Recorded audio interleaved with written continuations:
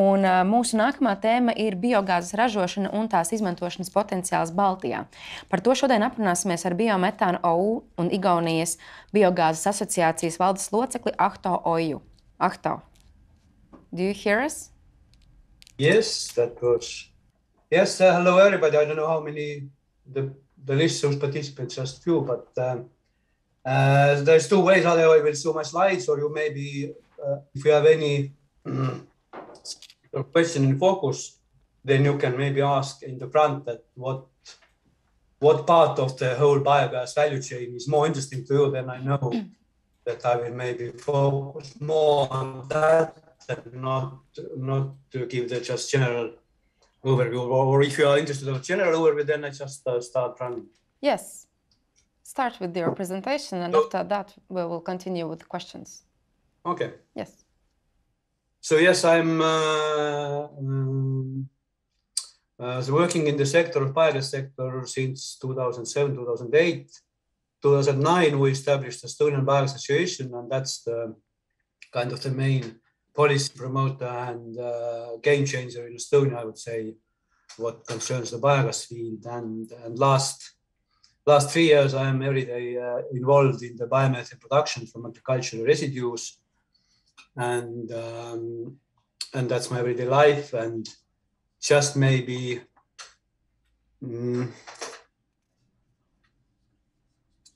that's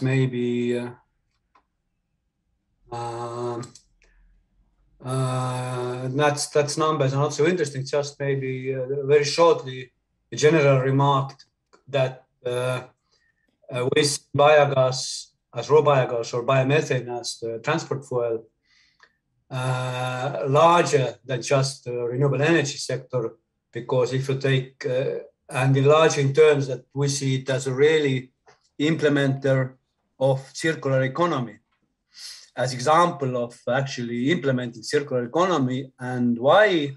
Because if we take the raw material side, especially if you take the waste streams, bio-waste streams, source separated bio-waste, the biomass streams, and you treat them for the biogas and biomethane, and if you treat the digest, what goes after the fermenter, if you treat the digest well, organize it, you can sell it as a fertilizer. So in the nutshell, and this is circular economy. So in the nutshell, you can say that you take the waste, get gas, renewable fuel, you get organic fertilizer, and you don't have waste afterwards. And that's the kind of the beauty of on my mind, that if you think about biogas sector, that's always good to keep in mind. That the current situation in Estonia is we have 11 biogas plants, 2 of them are closed, one agricultural piggery and one landfill, and we have 6 biomethane plants and 2 lighter green. They are kind of under construction way or another, just starting, or in Aravete case they have the CHP now, but they convert this from the CHP to the biomethane upgrading after 6 months, that they said to us. And that's the history, just to show that biomethane has increased almost 3 times, and it continues increasing. This year, I think it's doubled from the last year. And the biogas using CHPs for combined heat and the power production, it has decreased almost double, and will be less than double maybe next year, because the CHPs probably end, and the rest of the biogas, they just are burned in the industrial boilers for the heat production. That's the potential raw materials, mainly silage from unmanaged land, so we don't compete with the fodder or feed. Some extent the energy crops, which is anyway the field exchange programs, you have to tend them. And very roughly we can say that 25%, maybe 30% is the waste streams. And my clear understanding is that always good to start from the waste streams, and just afterwards maybe, or additionally took some grassland or silage, grass silage, advanced biomass. That's the example of Estonian agricultural land use. The yellow colors are actively managed agricultural land, and the pink colors you see here and there, these are the agricultural lands which are not used for the agricultural purposes. They are just cut down for the hectare-based subsidy, and the biomass stands there, and that's the hundreds of thousands of tons of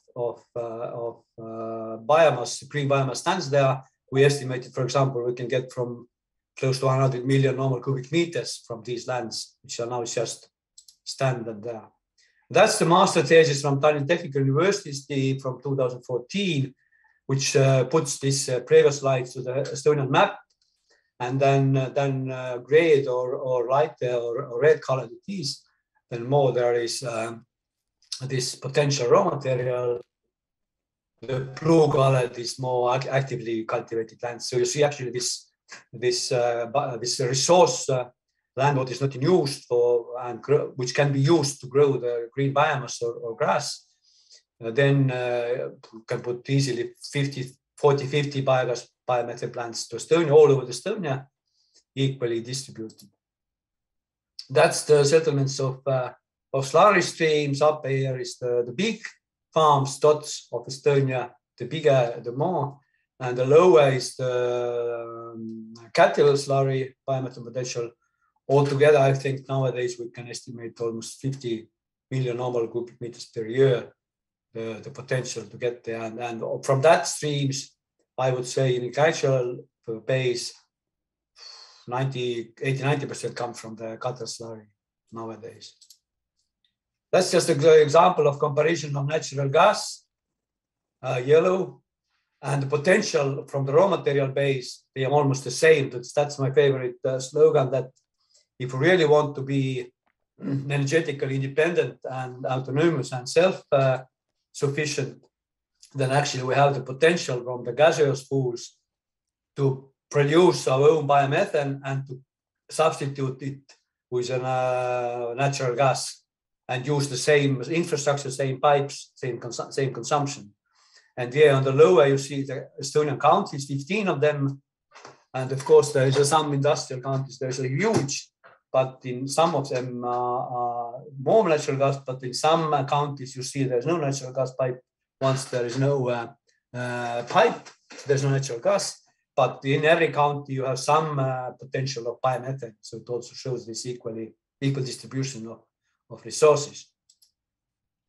That's the Estonian next plan, national plan for the 2013 on transport from renewable sources. And you see that this lower from 3 to 8 increase is from mixing. And then the yellow one, which is more like the biomethane, goes up in the mean. And actually the yellow one is the electricity, which is standing that once in the next period also the rail transport is included. So Estonian government now is exchanging our rails, this domestic rail transport, they're putting it 100% on the electricity. And once they use the renewable electricity there, then they get additional 6% what is needed to achieve the 14% target. And 8% will stay together, the biomethane and mixed biofuels to the like bioethanol or biodiesel. So, but anyway, we will see really this green one, maybe even half of that comes from biomethane in the next decade. This is just an example of if we want to get, for example, this 46 kiloton, which is 60 million normal cubic meters. It just indicates how many vehicles we should have to consume this amount. And my estimation is that in the coming years, we're almost half of this in 60.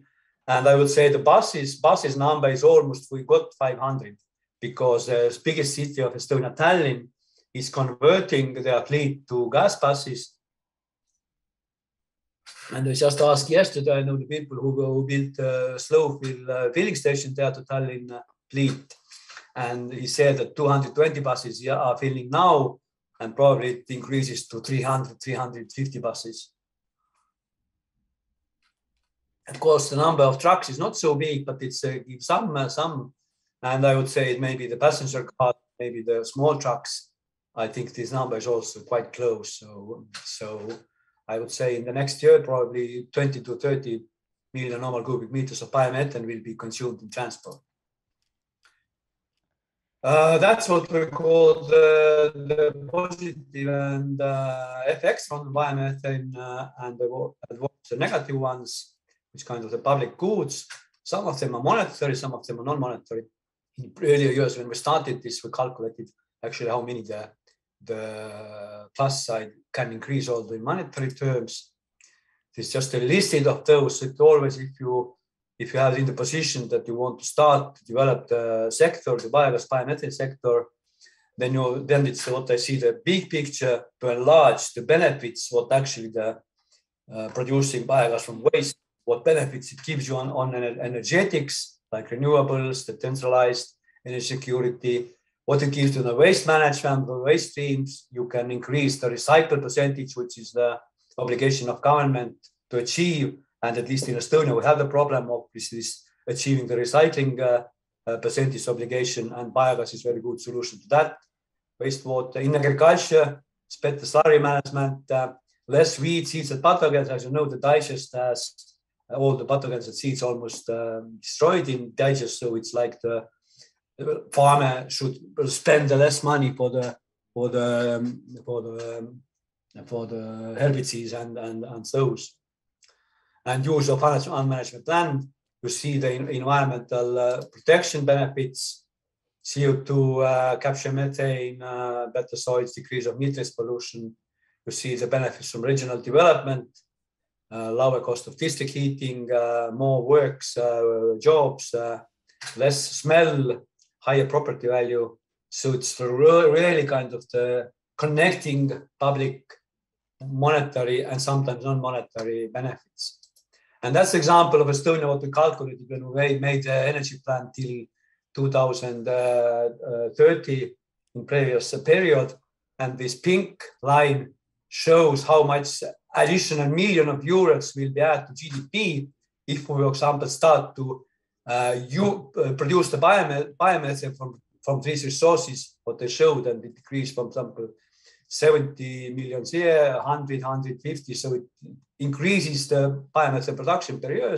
It also increases the additional millions of GDPs. And that slide is my favorite in the terms that if people say that supporting or support to the biomethane production is cost to the budget or cost to the society or taxpayers pay it. So it actually vice versa.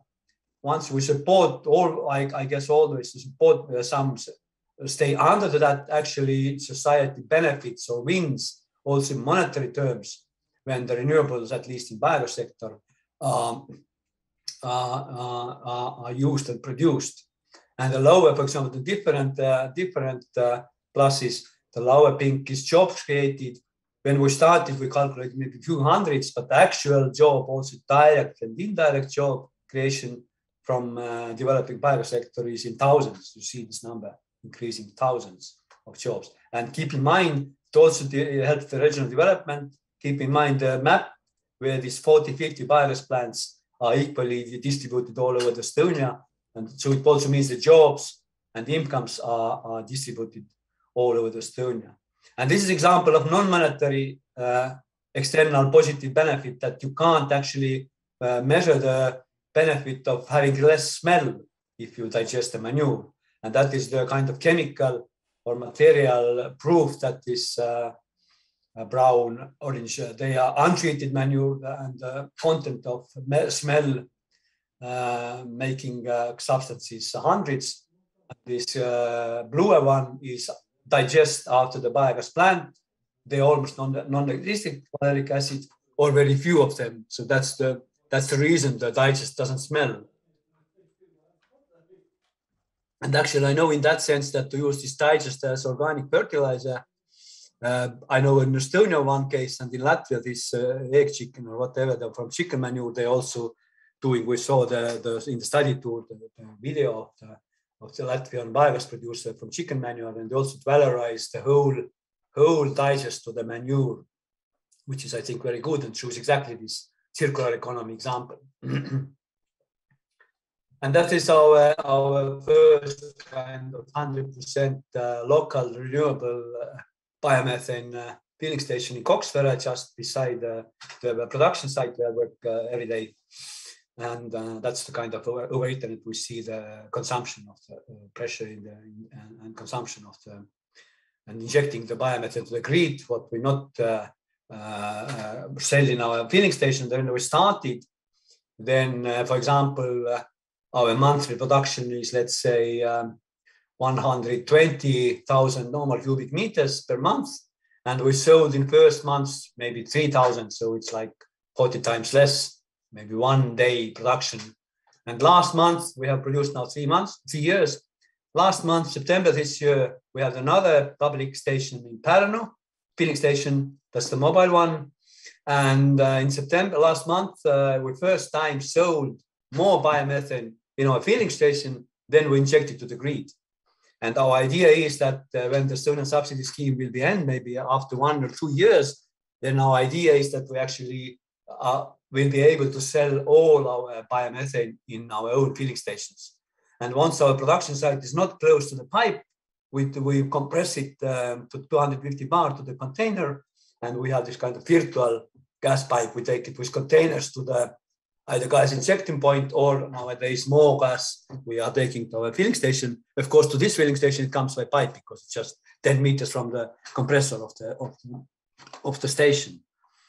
That's and maybe that's just in general. You see the database for the vehicles. Actually, how many vehicles? There's a lot of vehicles on CNG on the market. Also, second, and that's the map and link of the filling stations down here. We have in Estonia different face groups which share the information. And here is the vision of 10 years ago, 2011. There was only 2, this light blue, 2 filling stations. And when we had the vision through the gas highway project that there might be 25, everybody laughed loudly that it didn't happen. And the situation in 2001, now we have not even 14, but we have 25. So actually, this map more or less has been implemented. That from 225 has increased the number of filling stations in 10 years. That's actually the current status in this website link, biometan.info. You see all the addresses of the existing working biomethane filling stations, and this lower blue one under construction, which will be open maybe in next, I don't know, 6 12 months. At least they are already under construction. And that's the probably you know already. Maybe I've shared it with your colleagues, but that's the support measures. We have different kinds for the whole sector. Additional to the producers, it's for the public buses that if the city buses have the public procurement for buses, then if they use the biomethane in the buses, then they get 30% from the total investment cost they get back.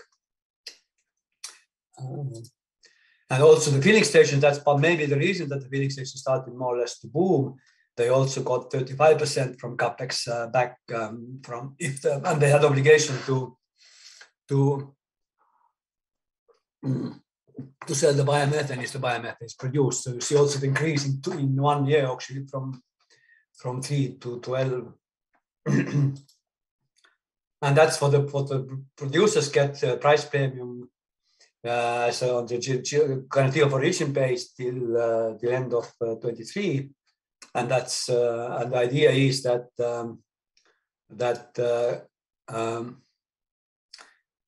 that you always get, the producer always get 100 euros per megawatt, and if you sell the biomethane molecule with natural gas price, so that will be deducted. So if you get the income for molecule selling, that price will be deducted, and then that the producer gets till the end of the support period is 100 euros per megawatt, or in €1 per normal cubic meter. That's the other way. If you don't use this biomethane transport, you will get 93 euros per megawatt. Yeah, that's the long term, and that's actually also what if you will ask what will happen after the support scheme ends, and this slide describes it. That the idea is to use this, we call it touch scheme, where this guarantee of origin or certificate shortly, it has the price and it's tradable against the liquid biofuel certificates. And so in order, for example, diesel seller should have 10% or 14% in their budget, the biofuels. Instead of buying 14% biodiesel, he can buy in an energy-based content 14% of biomethane certificate and fill 100% 100% diesel in the filling station. So that gives to the biomethane certificates endless market, because this 14% from the whole consumption is quite big, and the price is deducted, or price is given as the reference price is the price of biodiesel or bioethanol or HVO or whatever that is in the price on the liquid biofuel side. And we see it in that terms economically sustainable. It doesn't depends from the state. Once we assume that this 14% of renewable fuels in transport will stay, and once we assume that these certificates are tradable, gaseous and liquid one, then we see it's quite solid that after the support ends, the biomethane production is still profitable. So that's the deep digest can fertilizer. That's just as we talked already. And we actually in our plant also, we start to make it in smaller terms, and we will pack to the 25 liters and 25 liters solid and 5 liters canisters of liquid, this digest as fertilizer.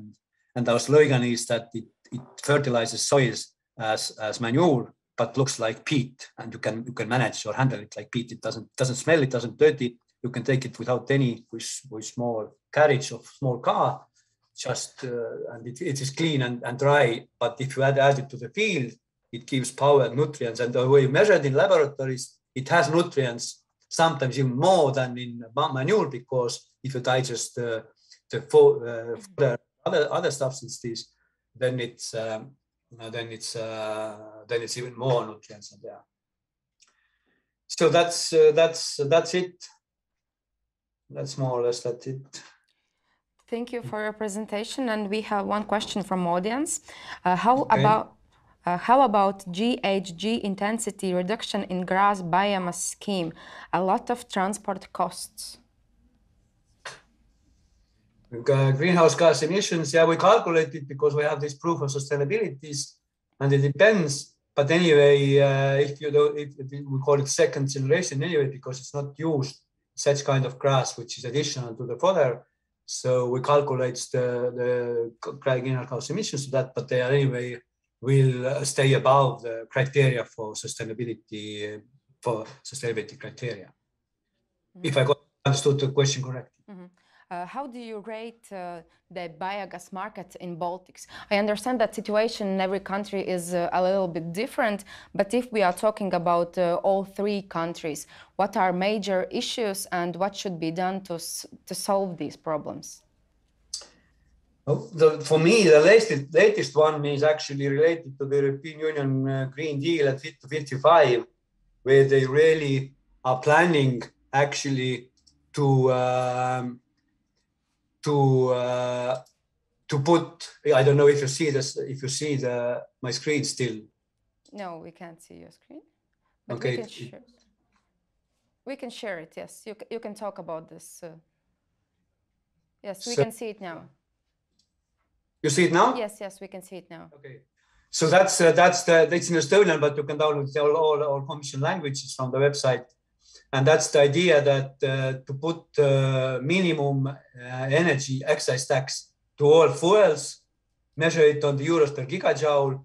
And the logic behind it, just yesterday understood that the logic behind is that previously the liquid biofuels had the same tax as fossil fuels. And the logic here was that they would decrease it to the half, from 10 to 5. But in bad side is that actually it's a sustainable biogas, and they also want to put to the sustainable biogas the excise tax. And in Estonia, at the moment, we don't have this tax. So in Estonian context, actually, it means that we will be added from 0 to 5 euros per gigajoule. And that's for in Estonian terms in kind of reverse or negative. And I was quite emotional writing that how come we can achieve the Green Deal and to implement Fit to 55 plan if we actually put the excess tax to the biofuel, to the biomethane. So that was the kind of, and we have started to work with this policy side with Estonian ministries. They are cooperative. They asked from us the arguments. I sent them once. We will send them another one. So it's work. But I also see that maybe if the Latvian, Lithuanian colleagues really want to develop the biogas sector, then now is right time also through your ministries, through your MPs in the European Commission or Parliament to push it, and that to achieve that actually the at least the biomethane, sustainable biomethane, or what at least here is that advanced sustainable biomethane, it should be kind of either zero or really 0.15, which is I can live with, but not half of the fossil fuel. Because for me, it was like the if you take it, renewables has zero impact to the CO2 emission to the air.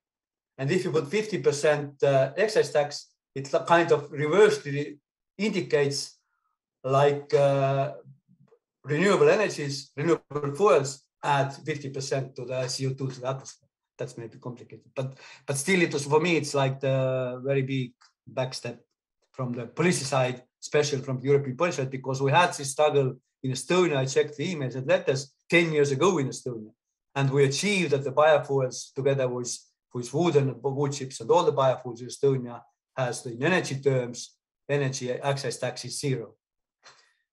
So that's just if you are reaching this point, then maybe it's good to cooperate on that side towards the Commission. In terms of production potential, I really see that at least this 25-30%. My estimation is that Latvia has at least the same amount of raw material from waste streams to help the waste sector to achieve the recycling targets. So there's raw material, there's technologies from the production side, and the other side, selling the biomethane. I see also that once you have the pipes and filling stations or natural gas consumption, you always can just substitute the fossil natural gas with renewable biomethane. So and just technologically, when we have the innovation project in our company that we will test and have the demo plant next year, hopefully if everything goes well, but contracts are almost signed, that we will test the solid oxide fuel cell, and we can inject the biogas. We don't have to upgrade it to the biomethane. We can inject the biogas, just the H2S and other impurities have to take out, but biogas with 60% or even 55% methane, you can inject this or use this biogas in the fuel cell, and you can get out 60% electricity, 20% heat. So it's yeah, exactly. So that's why I'm talking about it, because it might give the opportunity if this technology is market proven. Now it's like the development stage, but once we prove it workable, and it can be scaled up and down, and it might give opportunity to use the biogas in electricity production, in not with engines, but with fuel cell. And it's not loudly, there's no moving parts, there's no oil shale, nothing. And you can install this silent, it's like the 2 freezers of 60 kilowatt installation, like 1 meter to 2 meter to 2 meter. You can install it to the houses, block houses, and actually heat or produce electricity to the block houses in remote areas or in the biogas plant or in anywhere. You don't have the need for the pipe or the need to transport the biogas or biomethane way will be decreased, because you can actually consume this biogas at the site to produce the electricity and heat in the fuel cell. Thank you very much for your answers, and thank you for presentation.